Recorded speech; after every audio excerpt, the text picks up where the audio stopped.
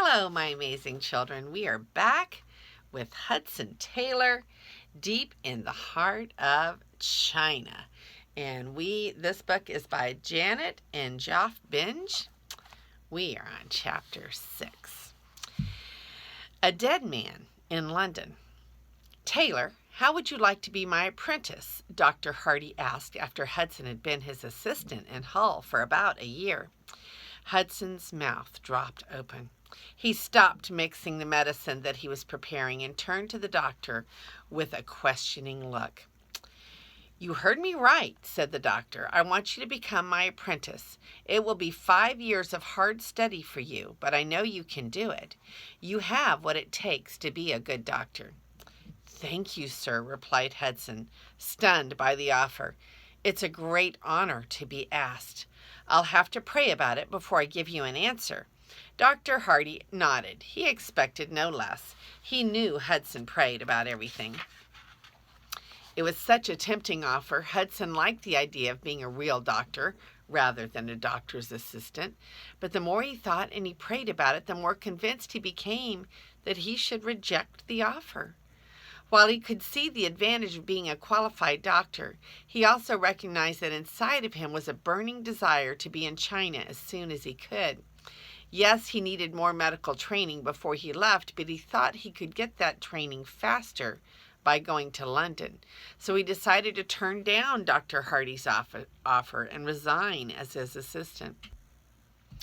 He also talked to his parents about his decision. He knew that the offer was a wonderful opportunity, so it was arranged that Mr. Hudson would release Hudson's cousin, John, from work in his pharmacy so that he could come to Hull and be Dr. Hardy's new assistant. A week after announcing his resignation as Dr. Hardy's assistant, things began to fall into place for Hudson. Uncle Benjamin, whom Hudson and Amelia had stayed with on their first trip to London, offered to have Hudson stay with them for a week or two, and the Chinese Evangelism Society agreed to pay Hudson's medical tuition at London Hospital. Hoping to get a doctor into inland China as soon as possible, the society was more generous to Hudson than he could have imagined. It offered to provide his rent money as well. At the same time, Hudson's father also volunteered to support him while he was in London. Instead of having no financial aid, Hudson now had offers from 2 sources. But which proposal should he accept? He didn't want to get too indebted to the Chinese Evangelization Society in case things did not work out in China. He also wasn't sure he wanted to get too tied to one organization in case God called him to do things on his own. Accepting his father's aid, though, would also be difficult. His father was not doing well financially, and Hudson knew the offer represented a big sacrifice for the family. As he considered whose support to accept, he wrote to both his father and the Chinese Evangelization Society, letting each one know about the other's willingness to support him and promising to make a decision soon. As he prayed about the decision before him, a strange thought crept into his mind. What if he turned them both down? What an ideal way to stretch his faith a little more. Could he rely on God and not on his father or the Chinese Evangelization Society to meet his needs? He would be in a new city where nobody knew him. What a perfect opportunity to trust God to supply his needs. Immediately, Hudson felt that this was what God wanted him to do. He picked up his pen and wrote another pair of letters, the first to his father and the other to the Chinese Evangelization Society, thanking them for their offer of support and telling them he would not be accepting it. As he wrote, he decided that they would both think he had accepted the other's offer. It was perfect. He would be free to rely on God alone to meet his needs without other people, especially his mother, worrying about how he was doing. 2 weeks later, in early September 1852, he stood at the bow of a coastal steamship headed for London. As the ship carefully made its way through the thick fog that blanketed the banks of the River Thames, he pulled his overcoat tight around him to keep out the cold, damp air. What lay ahead for him he did not know. One thing was for sure. He promised himself, the next time I stand on board a ship, I will be headed for China. The boarding house where Uncle Benjamin lived was small but comfortable, and Hudson spent 2 enjoyable weeks with him. In another boarding house just around the corner, his cousin Tom lived in a tiny 3rd-floor attic room. Tom invited Hudson to move in and share the room with him. Hudson lugged his belongings up the 3 flights of stairs to Tom's room. He enrolled in a surgery course at London Hospital in Whitechapel, and once again his life quickly fell into a routine of work, study, prayer, and fellowship, not to mention the time he spent each day practicing writing Chinese pictographs. Hudson had managed to save a little money during his time in Hull, and he was determined to make it go as far as possible. To do this, he experimented until he came up with a diet that cost very little and did not leave him feeling too hungry.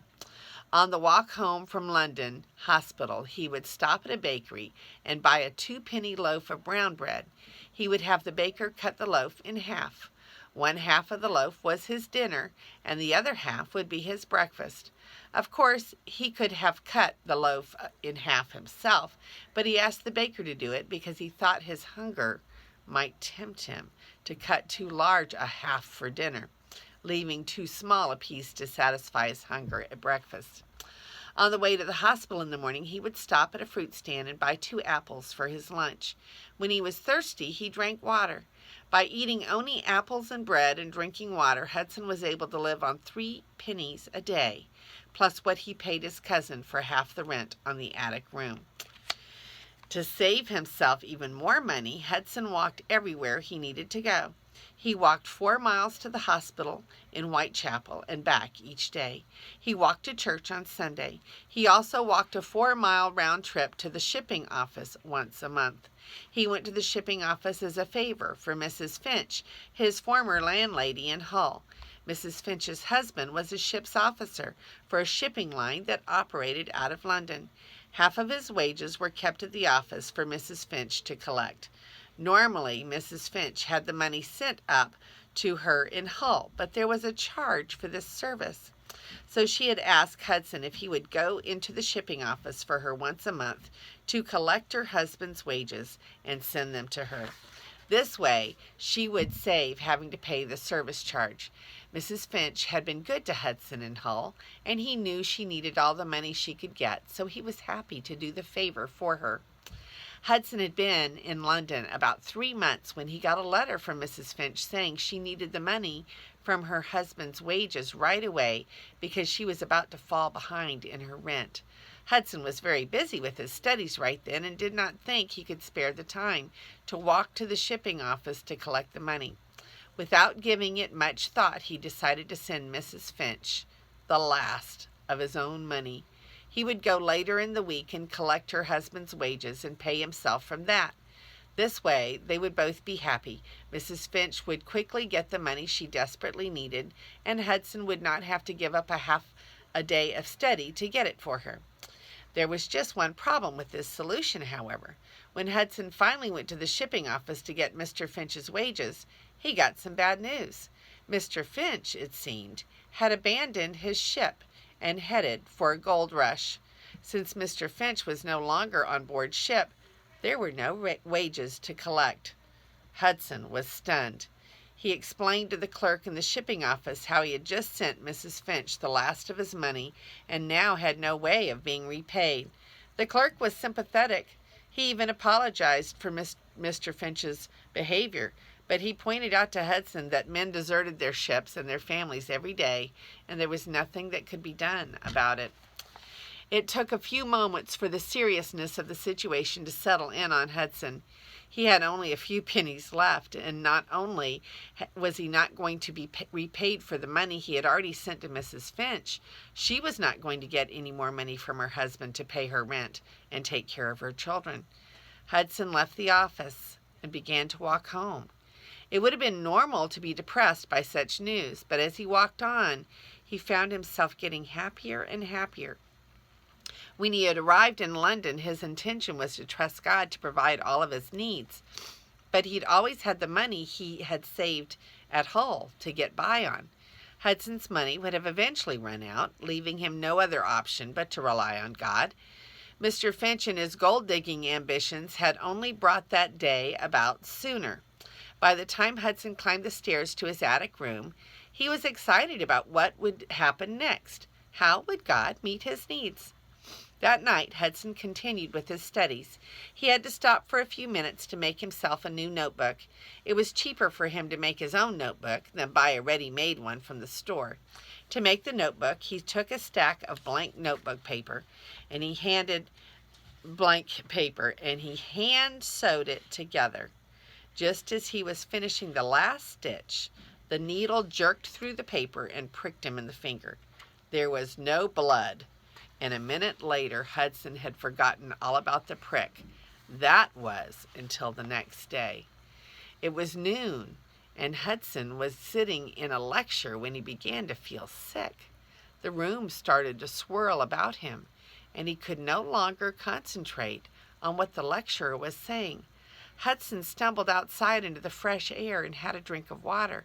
He felt revived, so he made his way back to the lecture hall.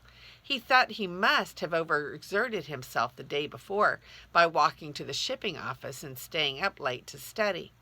Back in the lecture hall, he began to feel weaker and weaker until he was too weak to even hold the pencil that he was taking notes with. Obviously, he hadn't exhausted his fingers walking to the shipping office or sitting up late to study. Something else was wrong. After the lecture, he dragged himself back into the surgery, where earlier that day he and some of the other students had been dissecting the body of a man who had died of malignant fever. He knew he should help the other students clean up, but all he could do was slump to the nearest chair. "I don't know what has come over me," he said to the surgeon in charge of the dissection.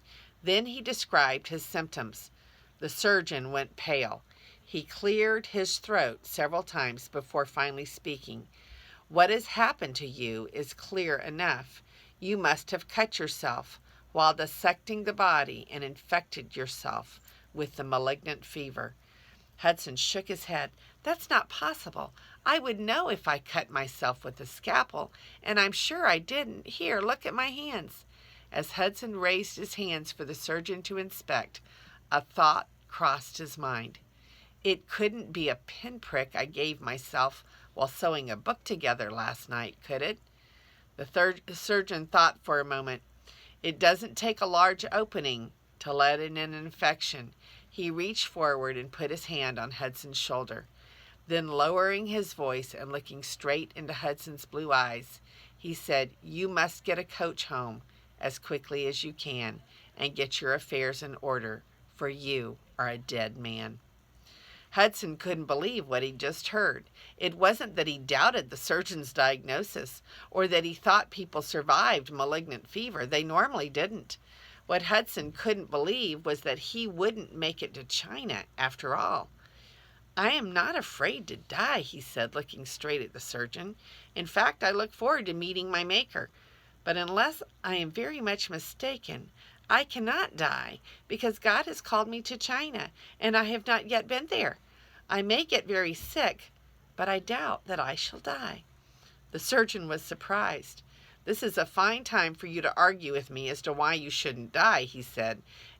Accept the inevitable. Go home as quickly as you can, or you will not make it home at all." Hudson did go home. At first he tried to walk, but he was too weak. So he used his last penny to catch a horse-drawn omnibus.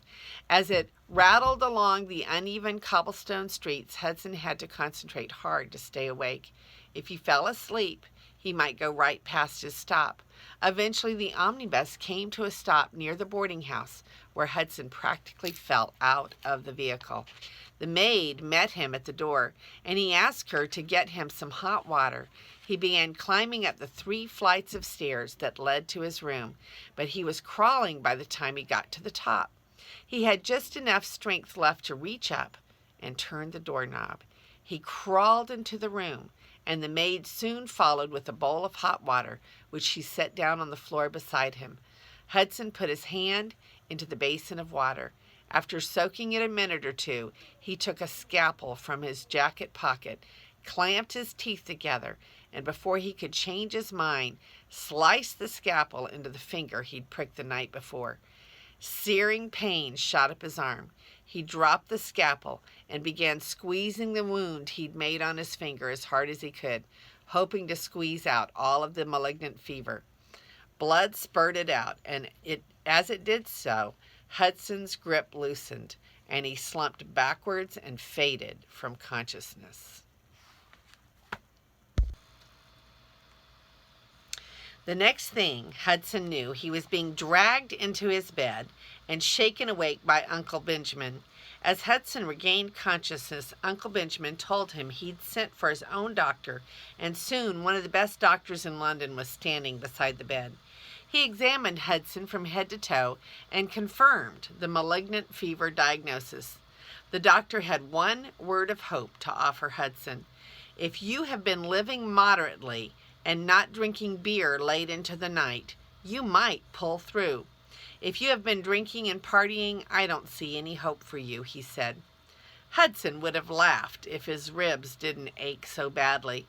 If it's a matter of sober living, then I have more chance of making it than just about anyone I know, he whispered to the doctor with a smile. It's going to be a hard battle. You will be in and out of consciousness a lot. And if you do recover, it will be months before you are back to your old self. You need to keep your strength up. Drink port wine and eat as many beef chops as you can, the doctor advised him.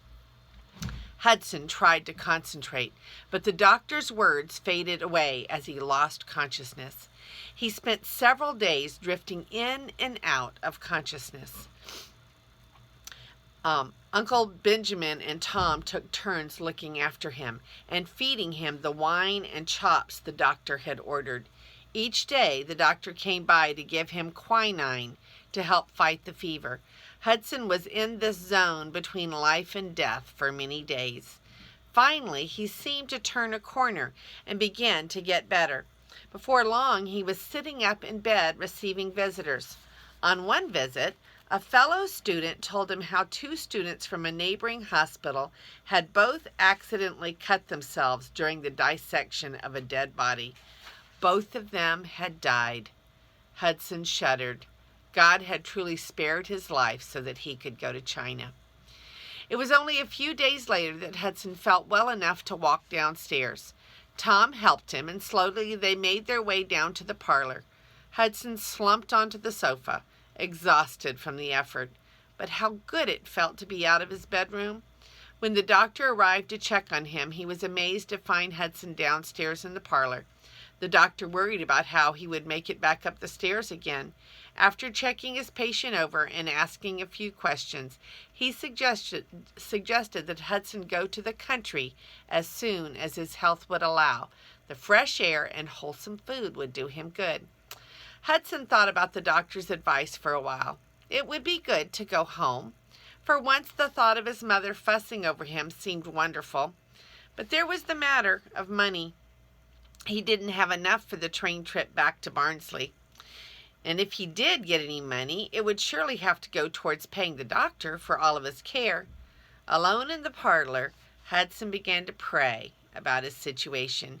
As he prayed, he kept feeling that he should go back to the shipping office. Part of him thought this was a crazy idea, like clutching at straws, but another part of him felt that God was directing him to go there. After about an hour, he came to the firm conclusion that God was indeed leading him to go. But when should he go? That was the question. He had been in bed in a weakened state for days. It had taken all of his energy to get down the steps to the parlor, and like the doctor, he too was having doubts about his ability to climb back up them again. It would obviously be some time before he could make it to the shipping office. Or would it? There was that little voice in his head reminding him that God says all things are possible to those who believe. Hudson believed. So he told God he was willing to make the 2-mile walk to the office if God would give him the strength to do it. When he had finished telling this to God, as sick as he still was, a tremendous peace came onto him. He asked the maid to fetch his hat and walking stick from upstairs. With a surprised look on her face, she headed upstairs. When she came back, Hudson was standing at the front door, ready to walk to the shipping office. Hudson set himself a slow pace. He walked past 2 shop fronts and stopped for breath at the third. When he came to a hill, he allowed himself to stop at every shop front. In this way, he slowly wound his way through the streets of London. As he walked and stumbled along, he wondered what God's purpose for this trip would turn out to be. Finally, he sat down heavily on the front steps of the building that housed the shipping office. Businessmen stepped around him as he sat and panted and waited for the strength to climb the stairs to the second floor office. Eventually, Hudson lumbered up the stairs and entered the shipping office. A look of relief spread across the face of the clerk as he entered.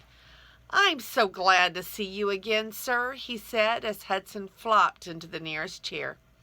"I didn't know how to contact you. I have some good news.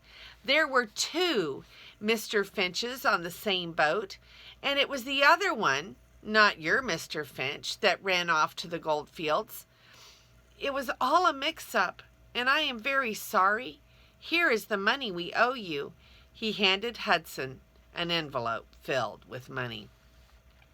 The clerk went on to ask Hudson about his health, then insisted that he stay and share lunch before heading back home on an omnibus, of course. The next day, Hudson went to pay the doctor, but since Hudson was in the same profession, the doctor refused payment. Hudson, though, insisted on at least paying for the quinine. The doctor accepted the money, then told Hudson he wasn't yet strong enough to be out walking around. Hudson told him the story of going to the shipping office the day before.